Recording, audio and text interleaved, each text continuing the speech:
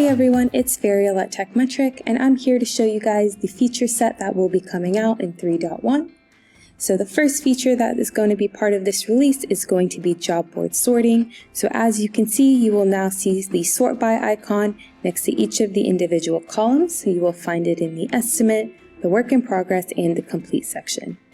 If you are accustomed to using the list view, you will find it in this view as well. So for an example, if I want to sort my estimate column by the created date, I can do so. I can have it in the ascended order or the descended order. It is up to you. Each of these sortings are going to be exclusive of each other. So just because I did the created date by the estimate, in the work in progress, I can do it by another sort, let's say promise timeout. And then lastly, in the completed section, I could do it by RO numbering. It is your choice on how you want to sort these individual columns.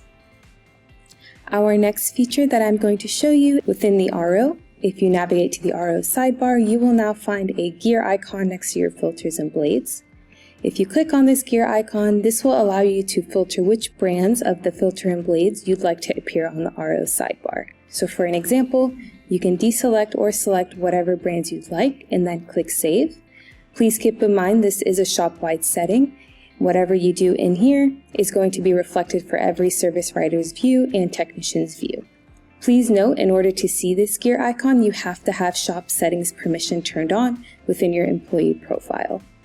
If you have any questions regarding these features, please do not hesitate to contact support. Have a wonderful day. Thanks for watching. Please do not forget to give this video a thumbs up and to share it with the rest of your team. Also, please subscribe to our YouTube channel if you would like to see more helpful videos for auto repair shops. Have a wonderful day.